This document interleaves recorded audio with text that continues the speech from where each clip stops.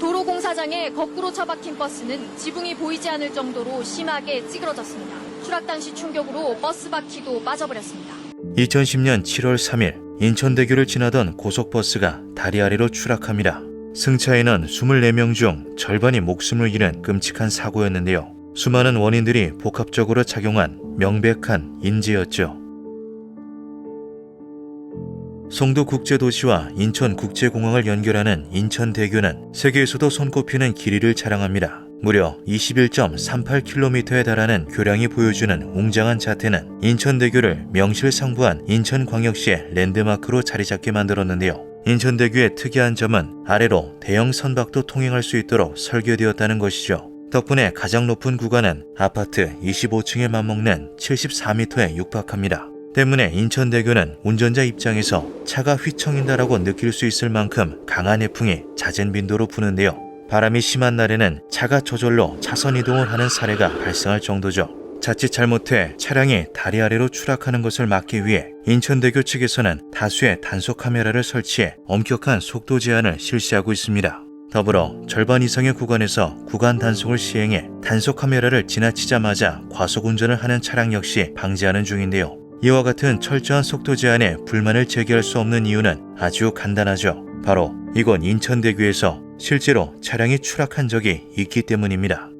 2010년 7월 3일 인천대교 톨게이트를 향하던 마티즈 한 대가 느닷없는 이상현상을 보인 것이 사건의 시작이었는데요. 톨게이트까지 1.8km 정도 남은 시점에서 계기판에 처음 보는 경고등이 들어온 것이었죠. 당시 차량을 운행 중이었던 46세 여성 김모 씨는 일단 갓길에 차를 세우고 남편에게 전화를 걸었습니다. 전화를 받은 김모 씨의 남편은 아마 별일 아닐 거다라는 말로 김모 씨를 안심시켰는데요. 해당 마티즈는 2009년 8월 중고로 구입한 2004년식 마티즈였기에 차량이 노후화된 만큼 사소한 계기판 오류는 당연하다는 생각이었죠. 그러나 사실 문제는 그렇게 간단하지 않았습니다. 김모 씨의 마티즈는 1998년 출시된 마티즈의 페이스리프트 모델로 2000년에 첫 선을 보인 마티즈2였는데요. 3단 자동 변속기를 사용하던 9세대 마티즈와 달리 마티즈2는 무단 변속기를 채택하고 있었죠. 일명 CVT로 불리는 무단 변속기는 이름 그대로 단수가 존재하지 않아 변속이 부드럽고 연비가 좋은 등 여러 장점들을 가지고 있습니다.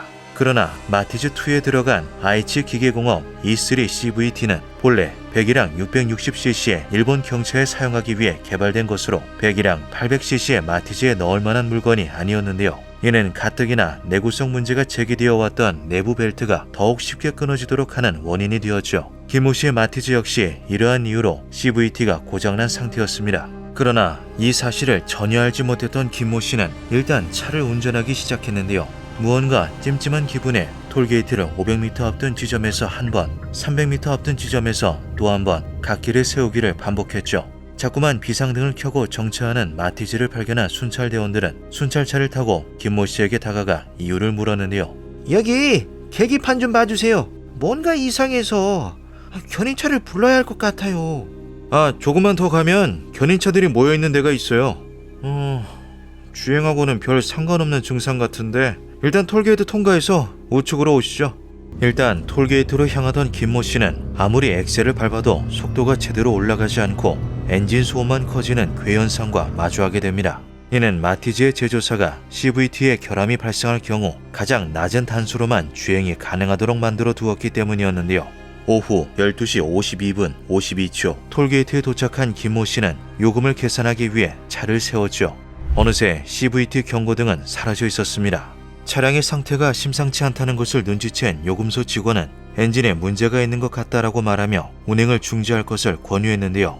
약 5분가량의 고민 끝에 김모 씨는 다시 엑셀을 밟았죠. 그리고 참사가 발생했습니다.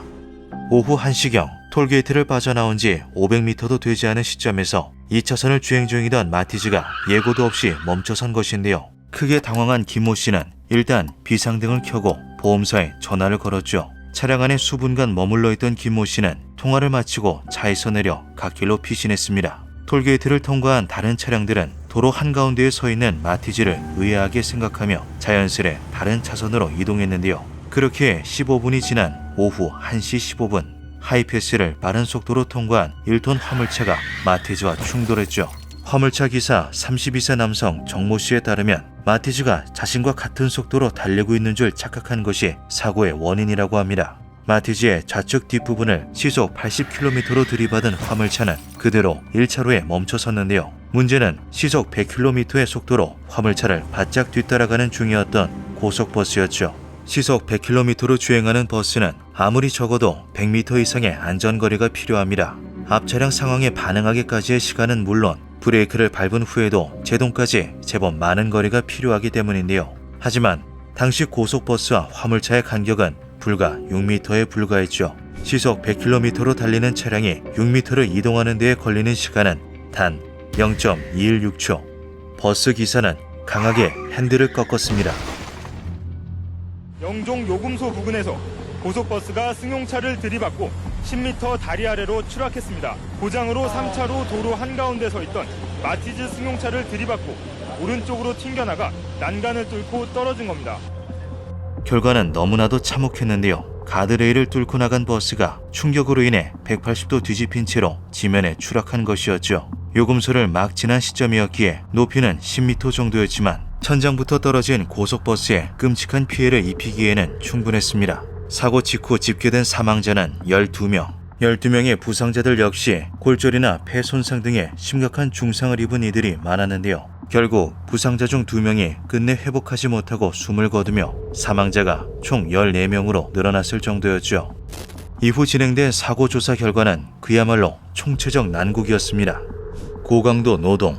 당시 버스기사 정모 씨는 하루에만 13시간 이상을 근무할 정도로 고강도 노동에 시달리고 있었는데요. 그의 진술에 따르면 공항에 가서 빨리 쉬고 싶은 마음에 과속 운행을 감행했다고 하죠. 장시간 근무로 인한 피로 누적과 판단력 저하, 그리고 안전 불감증이 위험천만한 운전의 원인이 되고 말았던 것입니다. 가드레일. 전문가들은 버스가 다리 아래로 추락하지만 않았더라면 이번 사고가 참사로 이어질 일은 없었다라고 입을 모았는데요. 가드레일이 조금만 더 높았거나 재질이 튼튼했다면 추락까지는 발생하지 않았다는 것이었죠. 실제로 이듬해 진행된 국토부 감사 결과에서는 가드레일 성능 기준이 부실하게 설정되어 있다는 사실이 밝혀졌습니다.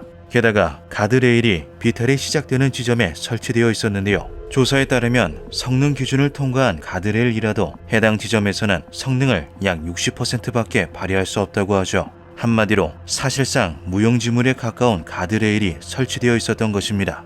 변속기 결함. 사고의 1차적 원인인 마티즈의 변속기는 제조사 측에서도 문제를 이미 파악하고 리콜을 진행한 상태였는데요. 그러나 리콜 대상은 99년 10월부터 2003년 1월까지 생산된 마티즈에만 한정되었죠.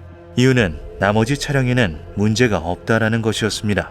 이는 리콜 대상이 아닌 마티즈를 운행하는 사람들에게 내 자동차는 문제가 없다라는 인식을 가지게 만들었는데요. 하지만 사고 차량과 동일한 2004년식 마티즈에서 변속기 결함으로 시동이 꺼지는 사례는 제법 빈번하게 일어났죠. 관리 소홀. 2차로에 멈춰선 마티즈가 화물차와 첫 충돌을 일으키기 전까지 무려 253대의 차량이 마티즈를 피해갔던 것으로 밝혀졌습니다. 무려 15분간 차량이 도로 한가운데에 방치되어 있었음에도 도로를 관리할 책임이 있는 인천대교 측은 이 사실을 전혀 파악하고 있지 못했는데요. 인천대교 관리자들은 사고 지점에서 가장 가까운 CCTV가 900m 떨어진 곳에 있는 한 대뿐이어서 정차 차량을 눈치채지 못했다라며 해당 지점에서 사고가 날 것이라고는 상상도 못했다고 해명했죠. 끔찍한 참사였음에도 바뀌는 것은 그다지 없었습니다. 국토교통부가 2013년 강화한 가드레일 성능 기준 역시 무용지물이었는데요. 감사원이 2023년 4월 13일에 공개한 감사 보고서는 여전히 부실 가드레일들이 사용되고 있음을 적나라하게 보여주었죠.